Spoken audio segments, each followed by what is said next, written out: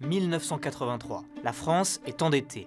L'inflation galope et un mot va faire son apparition. Rigueur. Rigueur. Rigueur. Rigueur. Aux États-Unis, elle prend le visage de Ronald Reagan, en Grande-Bretagne celui de Margaret Thatcher, et en France, ce sera Pierre Mauroy, le Premier ministre. Non seulement nous devons rester fidèles à cette règle de la rigueur, mais encore nous devons l'appliquer avec un soin tout particulier. Mais comment en est-on arrivé là? Et pourquoi 1983 marque un tournant historique?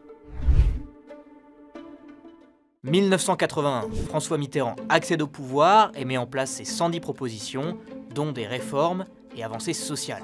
Après 23 ans d'absence, la gauche revient au pouvoir.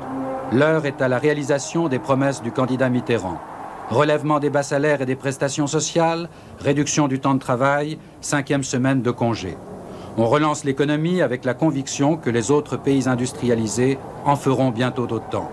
Début 1982, 38 banques sont même nationalisées, ainsi que de grands groupes industriels comme Saint-Gobain ou Thomson. Mais très vite, la gauche est rattrapée par les réalités économiques et une conjoncture marquée par une inflation galopante. Exemple avec cette explication sur les prix de l'énergie. La facture d'électricité de cette famille a augmenté en janvier 1980 de 11%.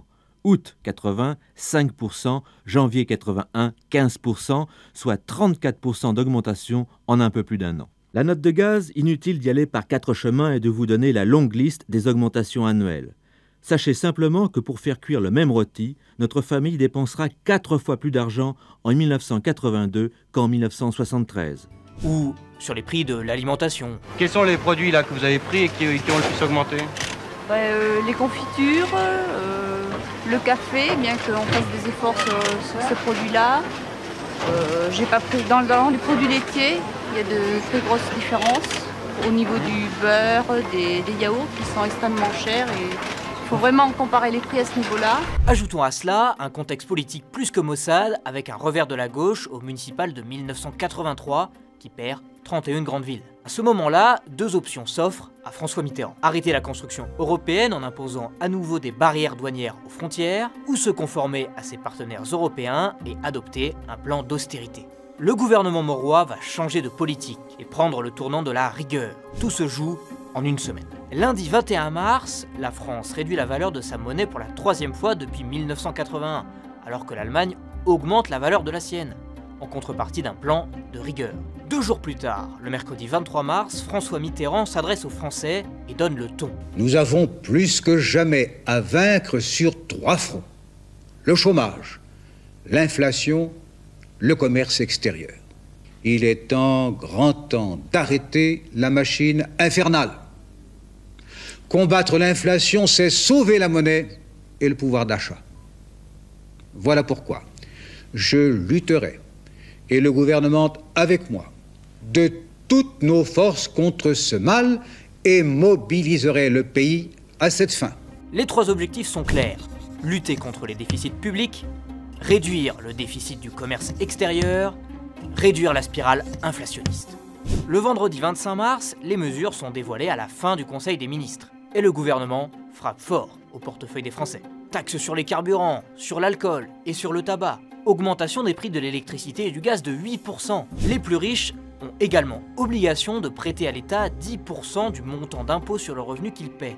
Surtout, le tournant de la rigueur marque la fin de l'indexation des salaires sur l'inflation. Le ministre de l'économie, Jacques Delors, justifie ces mesures. Nous ne pouvons pas continuer à consommer plus que nous produisons, à acheter plus que nous ne vendons à l'étranger. Depuis 3-4 ans, la France est dans cette situation. Il faut que cela change et vite. Nous avons totalement épargné les revenus les plus modestes. Nous sommes donc toujours dans le droit fil de l'esprit de solidarité qui caractérise la politique du gouvernement depuis mai 1981. Cet effort n'est que provisoire. L'État projette d'économiser 65 milliards de francs avec toutes ces mesures, soit environ 23 milliards d'euros aujourd'hui. La droite dénonce ce tournant de la rigueur, provoqué selon eux par une mauvaise gestion du gouvernement. Jacques Chirac, président du Rassemblement pour la République, estime que l'exécutif ne va pas assez loin. Ces mesures qui pourraient se justifier, compte tenu de la situation dans laquelle la gestion socialiste et communiste nous a mis en 20 mois, se justifierait s'il y avait un retournement complet de politique. Ce n'est pas du tout dans ce contexte que s'inscrit la politique gouvernementale, si bien que je crains fort que les sacrifices qui sont demandés aux Français et qui seront forcément nécessaires un jour ou l'autre, que ces sacrifices ne servent à rien. Et c'est cela qui m'inquiète. Le prédécesseur de François Mitterrand à l'Élysée, Valéry Giscard d'Estaing, est sur la même ligne. Des mesures d'austérité, si l'économie n'est pas dynamique, peuvent au contraire accentuer la faiblesse ou l'incertitude de cette économie. À gauche, les communistes, jusqu'ici soutiens du gouvernement, se montrent critiques à la tribune de l'Assemblée nationale. Car nous sommes prêts, nous, députés communistes, à siéger sans désemparer pour mettre au point le plan en exerçant les prérogatives constitutionnelles du Parlement en améliorant ce qui mérite d'être amélioré. Dans ces conditions, et sans renoncer à tenter d'amender le projet de loi d'habilitation qui va venir prochainement devant notre Assemblée, le groupe communiste se réserve la possibilité de ne pas voter ce projet de loi si ces amendements ne sont pas pris en considération. Et dans l'opinion publique, alors, parmi toutes ces mesures, deux vont choquer les Français. La limitation des devises qu'ils peuvent emporter à l'étranger et l'impossibilité d'utiliser leur carte bancaire hors de France. 2000 francs, c'est rien en plus en un an. Moi, je trouve ça complètement absurde. Absurde. Oui. C'est-à-dire, on peut rien faire. Ce qu'on peut dire d'autre part, c'est que c'est même en fait une restriction en définitive à la liberté individuelle des gens. C'est impossible de partir en vacances pour 2000 francs, que ce soit en France ou à l'étranger, c'est impossible. Donc avec tous les tours opérateurs qu'on a derrière et qu'il faut vendre, le minimum d'un forfait est de 3000 francs. Bon, on peut même plus partir en vacances. Nous, on a plus à vendre et on peut se mettre au chômage. Quelles conséquences pour le portefeuille des ménages? Le journal d'Antenne 2 fait les comptes avec un couple de la classe moyenne. On va relativement souvent en Tunisie. Moi, je comptais aller en Uruguay au mois de décembre.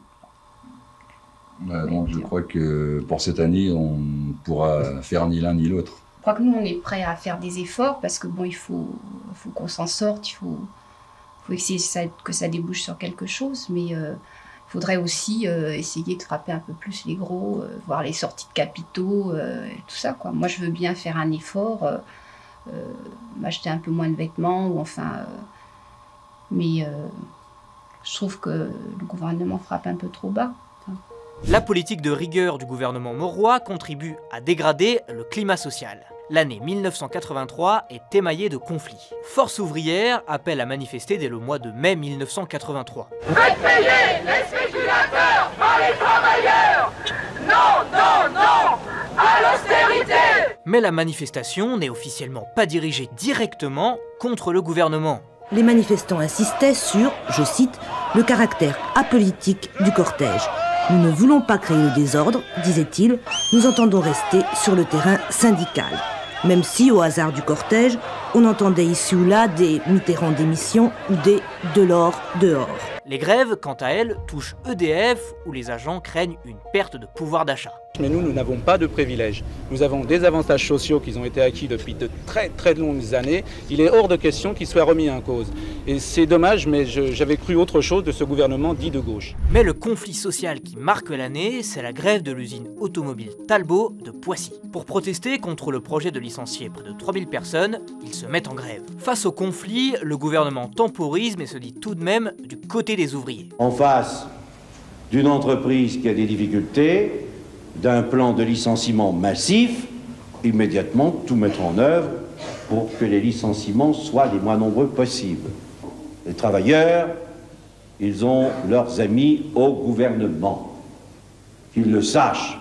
Le problème, c'est qu'en pleine politique de rigueur, Pierre Mauroy ne peut pas accorder de subventions à PSA pour maintenir l'emploi. Le Premier ministre transige et ramène le nombre de suppressions de postes à 1900. Une partie des ouvriers conteste la décision et décide de continuer à occuper l'usine. Ils en seront évacués par la police le 31 décembre 1983. Quasiment un an après le déclenchement de la rigueur, le 8 mars 1984, ce sont les fonctionnaires qui se mettent en grève une journée. Un seul thème à cette manifestation, la défense du pouvoir d'achat. La plupart des organisations de fonctionnaires estiment en effet que le manque à gagner varie entre 2500 et 5000 francs pour 1982-83. Dans l'ensemble, la plupart des slogans exprimaient une forte opposition à la politique salariale du gouvernement. Est-ce que vous pensez que le mécontentement peut s'amplifier dans les semaines qui viennent? Il existe ce mécontentement, il s'est amplifié au cours de la période écoulée. Et logiquement, si les choses devaient continuer ainsi, pour des raisons diverses, il s'amplifiera encore. Justement, un an après, quel bilan pour la rigueur? Côté négatif, le chômage. Après s'être maintenu sur la crête des 2 millions en 83, le nombre de demandeurs d'emploi a augmenté pour atteindre 2 200 000 personnes, soit près de 9% de la population.